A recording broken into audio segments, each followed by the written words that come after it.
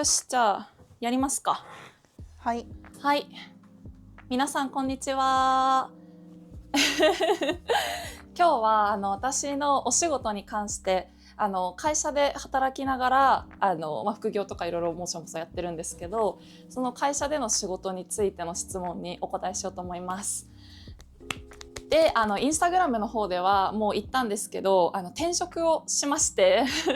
会社辞めたてほやほやで、転職も決まりたてほやほやの状態で、今まだ一応在籍はしてるのかな、なんですけど3末に会社辞めるということで、今まで働いてたことを、小説書いてるとか言ってたんですけど会社員としてやってたお仕事についてあんまり明かしてこなかったので、そういう質問にスルーしちゃってたのも申し訳ないなと思っているので、今回インスタで質問を事前に募集してまして、それについてお答えできる範囲でですがふわっと答えられればなと思います。で、今日は私だけじゃなくてカメラ外に天の声として私の友達の女の子が一人来てくれてて、彼女は大学時代のお友達で私の友達の中で、数少ない友達の中で一番のバリキャリでめちゃくちゃ頑張って仕事をしていて、考え方がしっかりあってかっこいい子だと思ってるので笑わないでてるちゃんで、その質問読み上げとか天の声やってくれるそうなので、じゃあ今日はよろしくお願いします。お願いします。何が呼び名？ M ちゃん。はい。なんか M ちゃんは私と同じ大学出て、2人とも文系なんですけど、そのまま新卒で就職して、で今7年目、同じ会社6年目で、年度新しくなってから7年目か。そうです。4月から7年目で今6年目っていうことで、なんで私と途中まで同じような道は読んでたんですけど、ちょっと私が離脱ということでなんで違った視点からのコメントもいただけるんじゃないかと思って協力してもらってます。じゃあよろしくお願いします。お願いします。では1個目。前職は忙しそうでしたが、どんなお仕事でしたか？前職はどっかの動画でエンタメ系で働いてますっていうだけ言ってたんですけど、ちょっと見バレとかもあってぼかしてたんですが、前は出版社で働いておりました。で具体的にどういうコンテンツを作ってたかっていうのはちょっと明言を避けさせてもらうんですが、小説の編集者ではないです小説家をやってたり趣味で小説を書いたりしてるんですけど、小説ではなくって、で結構その締め切りのスパンが短めというか、サクサクサクサクサクサク仕事をしてっていう感じのお仕事をしてました。はい、はい、では次。転職するきっかけは何でしたか？転職のきっかけは仕事がハードでその出版社に入りたいと思って就活の時は、本も漫画も好きだったし雑誌も好きだったし、画集とかも読むんで、そういう理由で結構希望を持って出版社に入って、で仕事の内容もすごい苦手っていうこともなくって、それなりに楽しくさせてもらってたんですけど、やっぱ締め切りの日がどうしてもタクシー帰宅になったりとか、1年目の時は明け方になったりとか、土日も取材に出たりとかが結構重なって、ちょっと体調を崩す、なんか原因不明の熱を出したりとかちょっと気持ちが落ち込むみたいなところもあったので、それが結構きっかけになったのと、体調がまず大きなきっかけと、あともう一個はその仕事の内容が出版社といっても編集部それぞれなので、必ずしも自分が 150% やりたい仕事ばっかりできるわけじゃないっていうのに気づいて、どのお仕事もそうだと思うし、全部自分が思う通りにっていうのはできないのはよく分かってるんですけど、もうちょっと調整してより今の自分が興味のある分野に行けたらなと思って転職を決意しました。はいはい、転職先は同じ業界ですか？どんなお仕事ですか？これも結構質問が多かったんですけど、転職先は出版社ではありません。で出版畑でもなくって、広くエンタメではないです。でもお仕事の内容自体はすごい編集者としての経験とか、ライターとしての経験がかなり生かされるというか、何か文章に関わってたりとか企画を考えて記事アップしてっていうのは変わらないです。はい、じゃあ前の業界系の質問いきますね。はい。夜中まで働いている姿を拝見していましたが、残業はどのくらいの頻度でありましたか？怖いな。そうなんか Vlog でなんか深夜帰宅だぜみたいな、なんか Apple Watch の画面を映して2時半とか、今ちょっとガチガチに働いてた時代の Vlog はちょっと諸事情で公開をしていないんですけれど、結構心配のお声とかいただいてすごいありがたかったんですが残業は、1週間に4日とか5日とか、あって、ただでもうちの編集部というか職場は朝がすっごい遅くって、で夜がかなり引っ張るっていう、傾向にあったので、トータルの残業時間で考えると1年目の時はものすごく忙しくて、ちょっと土日に食い込んだりっていうのもかなりあったんで、3桁時間とか残業あったんですけど、いや一言言えんやろ一言言えないんですよ。いやなんですけど、割と年次を重ねてからは、ちょっとやるジャンルの仕事が、増えたけどちょっと変わったりとかして、なんで、何十時間か4、50時間とか5、60時間とかには収まるようになってます。でもたまに奇跡の月とかは20時間とかになってましたね。なるほど。朝起きなくてよくて、満員電車乗らなくて済んだのがそれはでかいよな。でかいよね。そうなんよ。それが良かったんよね。似たような質問ですけど、睡眠は取れていましたか？睡眠は結論を先に話すと、一時睡眠4時間とかで回してた時があって、その原因は会社が忙しすぎてっていうよりも、やってることが会社員だけだったら正直6時間7時間寝れたと思うんですよ。なんかもう帰ってきてパッとご飯食べて睡眠とって仕事に備えるってできたと思うんですけど、私は趣味で同人誌というものを出してる肝オタクだったので今もやってるんですけど、同人誌を年に1冊2冊出したいってなると、やっぱ余暇の時間を全部原稿に費やすとか、あと普通にオタクだから見たいアニメとか見たい漫画が、読みたい小説がめちゃくちゃあって、それを読んでて朝みたいな、朝になったから会社行くみたいなことがあったんで、自己責任といえば自己責任。でもなんか読まないと、読んだり書いたりしないと精神保てなかったから、好きなことしてストレス発散になる部分もあったんで、必要経費だったなとも思います体調は崩さなかったです？体調よく崩してましたねなんか明らかに免疫力下がるんよね、睡眠が減ったりすると。でなんかあとやっぱ若い時よりも年25超えてからの方が熱出しやすくなって老いを感じながら働いてました。でも人間関係が結構良かったりとか、やっぱやってる内容自体、文章に触れて企画を立ててって自体は得意ではあったので、そこで結構心身のバランスが取れてた部分もあった感じです。でも体調は年末に絶対熱出したりとかはしてました悲しすぎるやろヘルニアになったよね、あと座りすぎて。仕事で座りすぎっていう、あれはでも小説作業、新人賞取る前ずっと賞レーサーやってたから、あれで腰言わして病院の先生にまだ24なのにっつってちょっと説教されるっていう反省しましたね。ストレッチするようになりました。一番辛かったことは何ですか？一番辛かったあれですよね、前職で。一番辛かったことはなんか時間が長いだけとか、例えば興味がない企画をやってるだけとかは、実はそんなに辛くなくって、お仕事ってみんなでやるものだから、そういうことも役割としてあるよねっていうのを思ってたんですけど、それが重なると辛くって、時間がものすごくかかる上に実はあんまり興味も持てなくて、そのジャンルをやるためにする勉強とかがしんどかったりとかで、加えてその仕事で関わる人間がちょっと苦手かもなみたいなタイプっていう30区とかだと辛くって、でその30区20区になるのってそんなになかったので、それが辛いは辛いけど毎回がそうだったってわけではないです。なるほど。基本的に、先輩たちとなんかだるいっすねとか言いながら和気あいあいとできたんで。いや人間は大事ですよね。人間は大事ですよね。じゃあ次、顔出しで動画投稿していて仕事に影響とかありましたか？は特になかったです。前職で創作活動や趣味の時間を確保できる時間と労働時間、どれぐらいの比重でした？なんかちょっとこれは遡って話す必要があるかなと思うんですけど、私は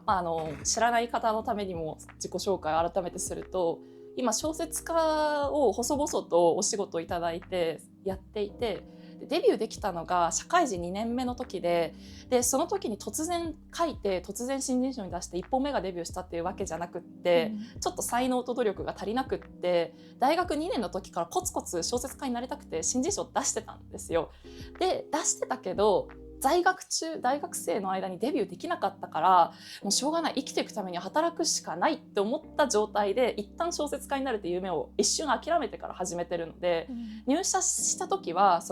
結構エンタメ業界全般とか出版社って時間が長い、働く時間が長いの分かっていながら入ったので、そんなに創作活動に割く時間とかは期待しないで入っていて、そのなんか自然と創作に興味がもしかしたらなくなっていくかもしれないし、お仕事が楽しかったらそれでいいやって思ってたところがあるので、最初のうちは趣味活動とか創作活動と仕事の比重については全然考えてなくって、だけど社会人1年目の時は出してなかったけど2年目からもう一回賞レーサーに戻ったんですよ。やっぱオラ小説書きてみたいななってでやっていくうちに睡眠時間を削ってみたいななったんで、結果的にやっぱり比重あんまり考えられてなかったなって思います。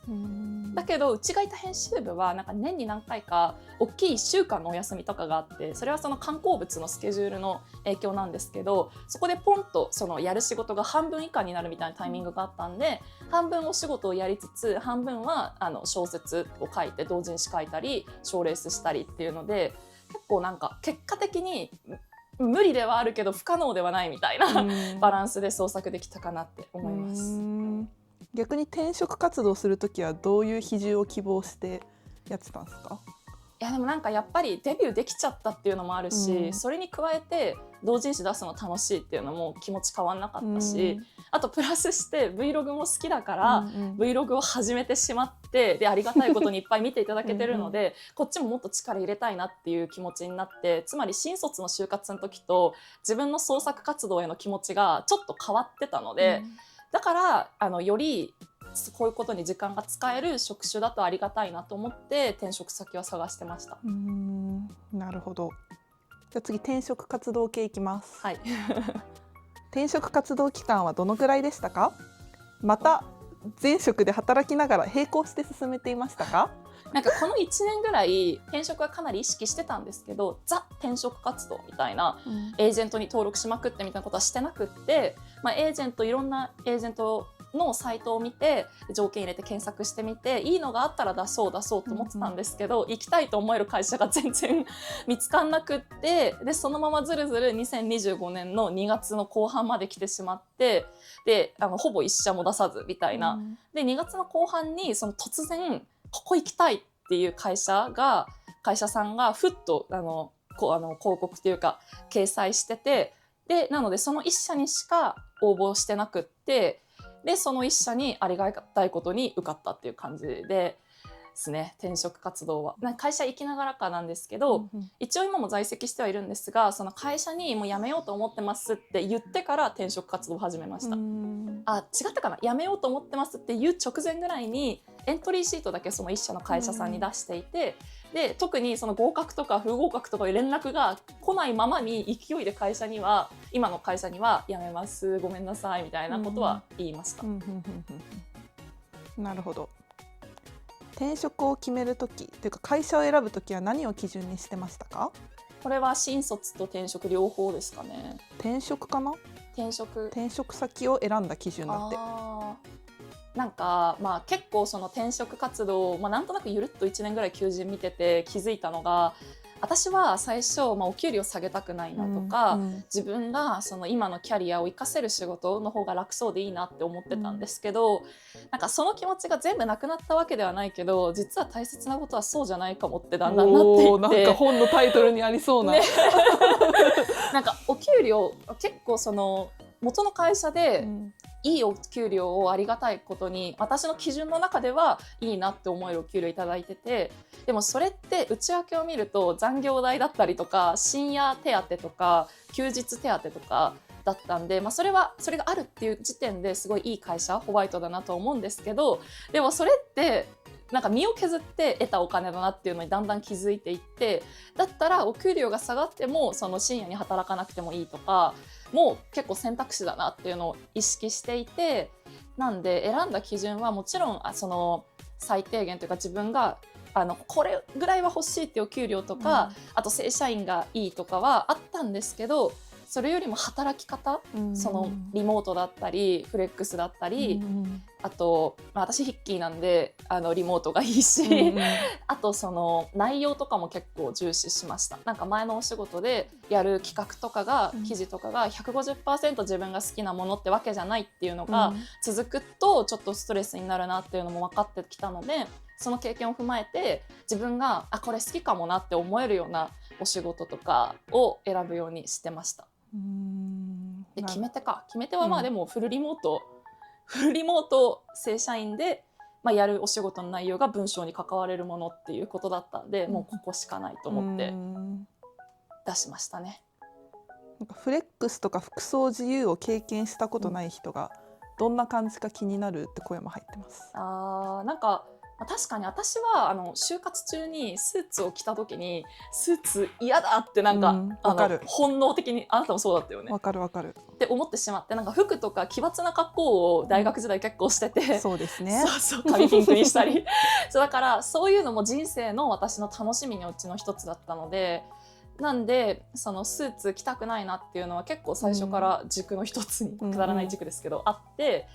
なんでその服を選ぶ楽しさは毎朝ありました。だしその結構うちの元いた会社も人の服装に対してすごいだるぎの人もいるし、なんかめっちゃ夏とか露出する人もいるし、誰も何も言わない露出私とか腕丸出しで出勤したりとか誰も何も言わないっていう風土ができてたので、そういう雰囲気はすごいありがたかったなって思います。でなんか出社時間自由なのもその学生時代その勤勉な学生ではなかったので、そうですね、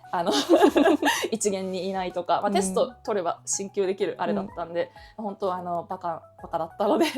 バカ野郎としては朝起きない方がありがたいなと思ってそこはわがままを通してそういうとこばっかり受けてたんで、ある程度結構東京の満員電車あまり経験しなくてもいいとかはかなりありがたかったなっていうのが本音です。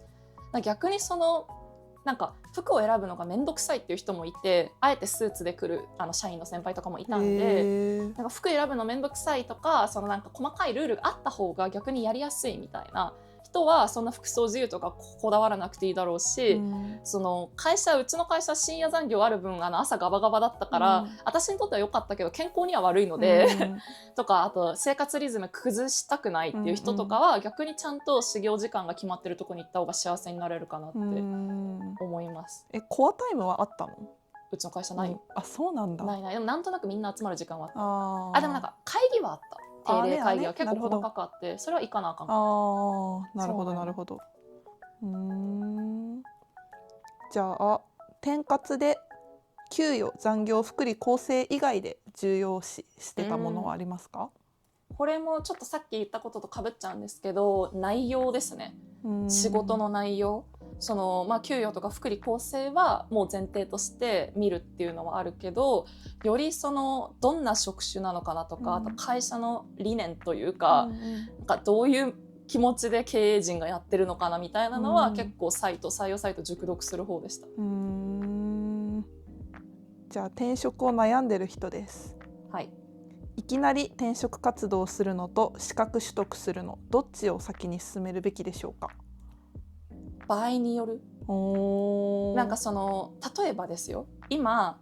その質問者の方が働いていらっしゃる場所が激烈ブラックで賃金未払いでパワハラがひどいとかだったら、もう資格とか言ってないで一旦やめて、一旦なんかもらえる保険とかあるんだったらもらってでもやめた方が、なんかそのきっと周囲も心配されてると思うし、いいなって思うんですけど、そうではなくって、その例えば全然違うジャンルにチャレンジしたくって、そのジャンルに行くためには資格が必要だっていうんだったら、資格を取得してからの方が転職しやすいと思うし、だからケースバイケースだと思います。確かに。でもなんか資格を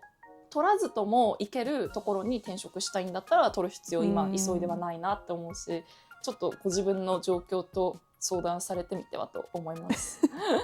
ちなみに質問してる方は後者っぽいです。キャリアチェンジをしたいんで、別業界に行きたいんじゃないかな。なんかその業界の求人とかを見てみて、未経験歓迎って書いてあったとしても、ぶっちゃけ経験者が同じ、例えば経験か未経験だけが違ってて他の期待値というか能力値が全部同じ子が2人来たら、多分相当の理由がない限り経験値は取りそうじゃない、でも分かんないです。ちょっと私人事やったことないんで分かんないんですけど、私は勝手にそう思い込んでるので、ちょっと経験とか資格を持ってると、やる気ありそうだなみたいな印象にもなるかなって思うので、だったら資格を取ってからやるのもありかなっていう。確かに年齢とかね今そんな関係ないしね。いやどうなんだろうね。いや若干年齢関係あるんじゃねって思っちゃったけど、なんかあれかも、なんか全部妄想で話すんですけど34歳か36歳で違うみたいな、30代前半までな気もする。でも私は20代後半なんですけど、これが多分一番転職しやすい年齢なんかな。そうだね。こう資格がなくてもいけそうだよね。確かに20代は未経験でも採用されやすい印象が勝手にある。でも全部妄想ですよこれ。これからに期待してくれそうね。まだポテンシャル採用が効きそう、逆に今の仕事でめっちゃなんか、これだけ売り上げ伸ばしたんですとか功績を作る方が資格取得より良さそう。それでも同業種内の転職の場合嫌なの。いやどうなんだろう。でもなんかこの子この若さで、数年5年ぐらいしか働いてないのに、こんな実績出せるんだったら新しいこっちの業界でもやってくれそうみたいな。パッとなんかちゃんと学んで飲み込んでやってくれそうみたいな。あなたが言うと説得力がある実績しか出してない女なんで確かにその今の仕事でやった実績、もしくはそれが急には厳しいっていうんだったら、資格を取るとか、分かりやすい経歴にかけるものがあると強いかなと思うんですけど、でも転職弱者なんで一回も転職したことない女と転職ほやほやの女が妄想で喋ってるのででもどう思う？だってさ資格ってさ同じ資格をさみんな持ってたらみんな一緒やんってなったら資格以外のところで見ない？確かにそれはそう。でもなんか簿記とかって多分さ経理の人たちが多分必要やん、その経理に行きたいってなったらさすがに簿記持ってないと厳しいけど、つまり資格が足切りラインになるのか、その足切りラインにはならないけどよりプラスになるのかで話変わってきそう。足切りラインになるんだったら資格取っといた方がいいかな。確かにそれは絶対そうだわ、なるほど。深いな。深いですね。いやめっちゃみんな悩んでる。いやそうだから私も職に悩みし者でなるべくニートになりたい側の人だから私は効率的にとかチームで働きやすくとかを心がけていますが、きよさんは仕事する上で心がけていることは何ですか？なんか嘘をなるべくつかないなんか嘘を別になんか盛る話とか別にいいと思うんですよ。なんか三沢じゃないけど忙しすぎて昨日2時間しか寝てないっすわとかやめてあらさ乗れてなかったそうぐらいだったらいいと思うんですけど、コミュニケーションというか。いやうざいでしょ2時間しか寝てないとか言われるのうざいってなんですけど、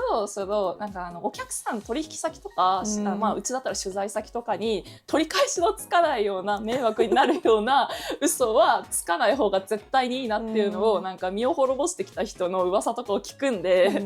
なんか保身のためになんか言っちゃうみたいなことがある人もいるから、それはなるべく絶対しないようにっていうのは心がけてて、あとは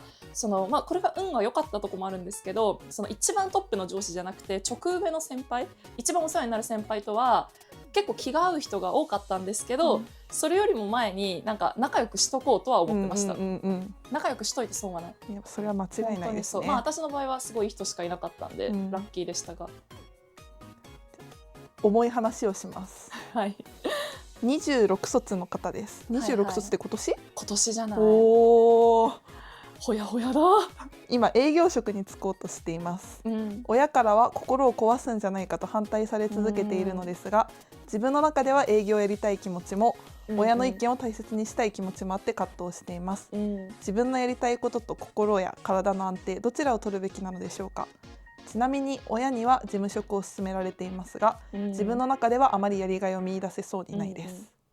いやもうこれは営業職行った方がいいと思います。いや私は営業多分できないんですよ、私は営業できないけど、でも営業で超生き生きしてる人もこの世の中にわんさかいるわけで、だけど逆に事務職だからといって精神を病まない保証はどこにもなくって、自分の話をすると編集者っていうお仕事が超好きで何徹してもマジで元気みたいな先輩もいれば、ちょっときつくって残業重なるとちょっと休職に入るとか病んじゃうっていう人もいるわけで、それってその人の能力が低いとか高いとか、この仕事のせいだからっていうのじゃなくてマッチングの問題なんですよね、その人とその仕事のマッチングの問題だと思っているので、その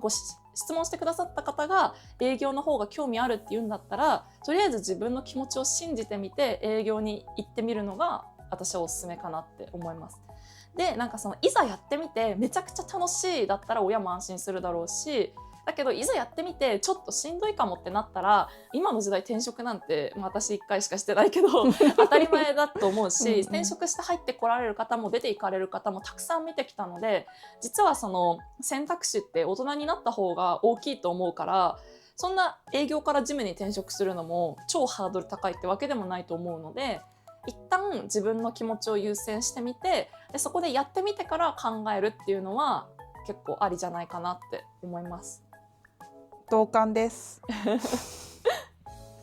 あもう一個深い質問、仕事が楽しいとはどういう感情でしょう。医療系で命に関わる仕事を楽しいと表現できなくて。そう、この質問をいただいた時にインスタでパッて読んで、なんかすごい責任感がある誠実な方が質問を書いてくださってるんだなって思って、感動に近い気持ちを覚えたんですけど、なんか私の場合は人の命に直接関わるようなお仕事はなかったので、単純にその読んでくださる方とか、その紙媒体でもネットでも見てくださる方がその好意的な反応を示してくださったりとか、好意的じゃなくっても喜怒哀楽を揺さぶるようなものが作れたなっていう時は、純粋に誰かの人生に影響を与えられた、いい影響を与えられたなと思って嬉しい、楽しいって思ったんですけど、確かに人の命とか何かもっと重いものに携わる時って責任感も強くなるだろうし、なんかもしかしたら何かが失われていく様子を目の前で見てこられたのかもしれないので、その一概に楽しいと表現する必要はもしかしたらないかもしれなくって、なんか少しでも自分の中でやりきったなとか達成したなとかできる限りのことをできたなって思った時に、それを楽しいって言い換えてもいいんじゃないかなって勝手ながら思いました。深いですね。ちょっとお気楽な仕事してるからちょっとお気楽な回答しちゃってる気がやりがいのあれなのかもね。やりがい、楽しい、やりがいから分岐される一つが楽しい。確かにここにやりがいがあって、ここになんか達成感、でここになんか楽しい、で面白いとか、そのやりがいを細分化するってことだよね。確かに。体力が全然なくて労働に耐えられるか不安です。体力作りとかしてますか？わかる。私中高帰宅部です囲碁部に一瞬名前貸してました。囲碁部が潰れそうで同好会になりそうって言うんで、名前だけ貸してあるよっつって大学時代を1年生の時にこの2人で謎に体育会の部活に入って2ヶ月ぐらいで辞めるっていうもう根性なしなんですけど、体力はそんななんか職種によるんじゃないですか。ずっと立ちっぱの人とかってたまにいるから、営業とかもね、そうね、車運転して御社に行ってとかは体力必要かもだけど、でも私は体力ない言いつつ、実は散歩で2万歩歩ける女なので実は体力あるんじゃないか説もありつつ特に体力作りはしてなかったです。でももし不安だったら散歩おすすめです散歩しましょう。歩きニストになりましょう。あるに越したことはないだろうね。そうね、どんどん失われていくしね。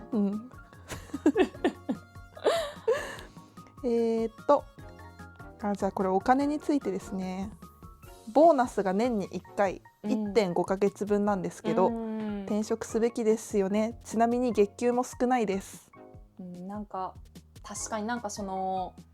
世の中ググると平均年収とか、その正社員派遣社員で何歳だったらいくらもらってるみたいな情報がいっぱい出てくるので、その何が言いたいかっていうと、上を見てもキリがないし下を見てもキリがないんですよ。なんか絶対評価でいった方がいいなと思ってて、私はもっと欲しいだったらもっとそのお金がもらえる仕事を探してみてもいいし、その相対的には世間様より低いけど私はこれで全然満足だなと思ったら、なんかそこにこだわり続ける必要もないと思うし、なんかちょっとでもそのもやついたりとか悩んだりした時って自覚的に悩んでなかったとしてもそのサインとして出てるところだと思うので、ちょっとなんか心がざわつくなみたいなことがある時は、もしかしたらもっと欲しいのかもっていうのを考えてみて、選択肢の一つとして転職を視野に入れてもいいんじゃないかなって思います。なのでなんか平均値と比べるっていうよりも、自分はもっと欲しいなとか、自分はまあでも全然十分だなみたいなのを基準にするとハッピーになれるんじゃないかなって思います。じゃあ次最後です。はい。仕事でのストレス発散はどうしてましたか？はいはい、終わりですあとは愉快な友達が少数精ですがいるので、こう喋ってくれたりとか美味しいもの食べたりとかね。あとはもう、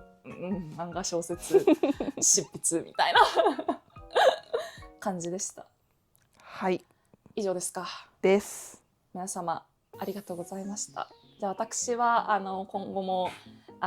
副業が OK の会社に転職することができましたので、どれぐらい人生何があるかわからないので、死ぬまで続けるのか、ある時にまた別の道を選ぶのかわかんないんですけど、なるべく心身ともに健康なままでね、ちょっとメンタルが落ち込んだ経験もあるし、ヘルニアになった経験もあるのであんまりその体も心も健康を保ったまま生きていこうと模索していこうと思うので、皆さんもお仕事頑張りすぎず生きていきましょうあなたもね、頑張りますもう十分頑張って